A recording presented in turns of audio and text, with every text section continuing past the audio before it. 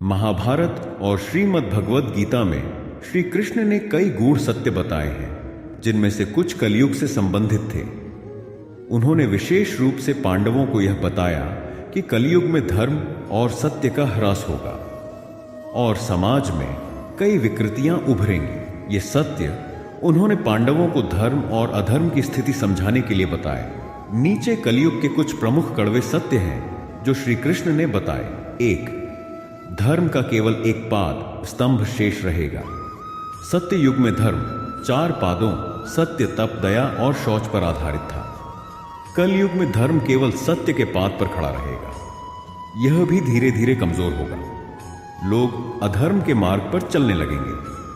2. मनुष्य स्वार्थी और लोभी हो जाएगा। श्री कृष्ण ने बताया कि कलयुग में लोग केवल अपने स्वार्थ के लिए कार्य करेंगे। रिश्तों का महत्व कम हो जाएगा और धन व सांसारिक सुखों को सर्वोपरि मानेंगे। 3. सत्य और धर्म को तुच्छ समझा जाएगा। सत्य और धर्म का महत्व समाप्त हो जाएगा। झूठ, पाखंड और धोखाधड़ी प्रचलित हो जाएंगे। लोग सत्य बोलने वाले को मूर्ख मानेंगे। 4. संतान अपने माता पिता का अनादर करेगी। कलयुग में संतान अपने माता पिता की सेवा करने के बजाय उन्हें बोझ समझेगी। परिवार में प्रेम और एकता का अभाव होगा। 5. पाखंडी लोग धर्म गुरु बनेंगे। श्री कृष्ण ने कहा कि कलयुग में ऐसे लोग धर्म गुरु बनेंगे जो स्वयं धर्म का पालन नहीं करेंगे। वे लोगों को भ्रमित करेंगे और धर्म के नाम पर अपना स्वार्थ सिद्ध करेंगे। 6. धन ही मनुष्य का मुख्य धर्म बन जाएगा। लोग धन को ही सबसे बड़ा धर्म मानेंगे। नैतिकता, परोपकार और धार्मिकता का महत्व समाप्त हो जाएगा। 7. महिलाओं का अपमान होगा। महिलाओं को समाज में सम्मान नहीं मिलेगा। उन्हें उनके अधिकारों से वंचित किया जाएगा और उनका उपयोग केवल भोग विलास की वस्तु के रूप में किया जाएगा। 8. भौतिक सुख ही जीवन का लक्ष्य होगा।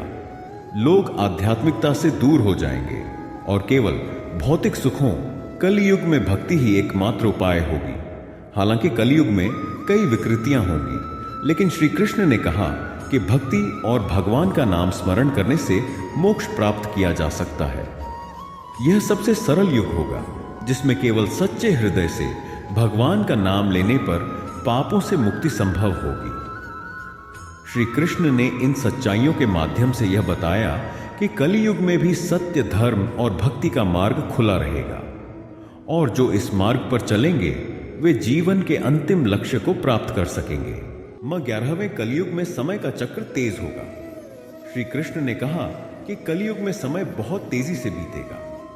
मनुष्य का जीवन काल छोटा हो जाएगा और लोग समय के महत्व को नहीं समझेंगे।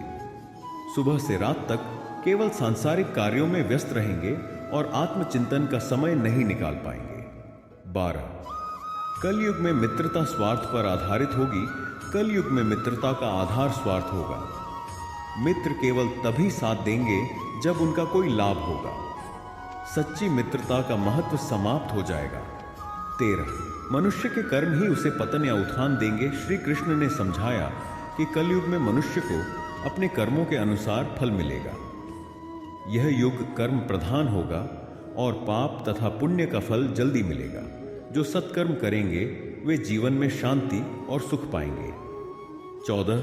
कलयुग में संघर्ष बढ़ेंगे। समाज में धर्म, जाति, रंग और वंश के आधार पर संघर्ष बढ़ेंगे। लोग छोटी छोटी बातों पर एक दूसरे के शत्रु बन जाएंगे। परिवारों में भी कलह होगी। 15. विद्या का उपयोग धन कमाने के लिए होगा। कलयुग में विद्या का उपयोग ज्ञान बढ़ाने और समाज के हित के लिए नहीं, बल्कि केवल धन कमाने और स्वार्थ सिद्ध करने के लिए होगा। शिक्षित लोग भी लोभ और अन्याय के मार्ग पर चलेंगे। श्री कृष्ण ने पांडवों को यह भी बताया कि कलयुग में यदि मनुष्य इन विकृतियों और चुनौतियों से उबरना चाहता है तो उसे धर्म और भक्ति के मार्ग पर चलना होगा। 1. भगवत भक्ति और नाम स्मरण। कलयुग में भगवान के नाम का स्मरण सबसे सरल और प्रभावी उपाय है। श्री कृष्ण ने कहा कि कलयुग में केवल हरिनाम, जैसे हरे राम हरे कृष्ण का जाप करने से मनुष्य पापों से मुक्त हो सकता है और मोक्ष प्राप्त कर सकता है। 2. सत्संग का महत्व। सत्संग यानी सज्जनों की संगति कलयुग में आत्मा को शुद्ध करने का मार्ग है। सत्संग से व्यक्ति को धर्म, सत्य और आत्मिक शांति का ज्ञान प्राप्त होता है। 3. दान और परोपकार. कलयुग में दान और परोपकार करने वाले लोग भगवान की कृपा के पात्र होंगे. श्री कृष्ण ने बताया कि भोजन, वस्त्र और शिक्षा का दान विशेष पुण्यदायक होगा. 4. सच्चाई और निष्ठा का पालन. भले ही दुनिया में पाखंड और असत्य का बोलबाला हो, लेकिन सच्चाई और निष्ठा का पालन करने वाले व्यक्ति जीवन में विजय प्राप्त करेंगे. सत्य और धर्म ही अंततः विजयी होंगे. 5. योग और ध्यान का अभ्यास. श्री कृष्ण ने पांडवों को बताया कि कलयुग में योग और ध्यान के माध्यम से मन को शांत रखा जा सकता है. यह आत्मा को परमात्मा से जोड़ने का सबसे सरल साधन है. कृष्ण ने कहा कि कलयुग के बावजूद यह युग एक विशेष कारण से भाग्यशाली है. इस युग में भगवान तक पहुंचने का मार्ग सबसे सरल है. अन्य युगों में कठोर तपस्या, यज्ञ और कठिन साधनाएं करनी पड़ती थी, लेकिन कलयुग में केवल भक्ति और भगवान का नाम जप ही पर्याप्त है. सत्यम वद धर्मम चर.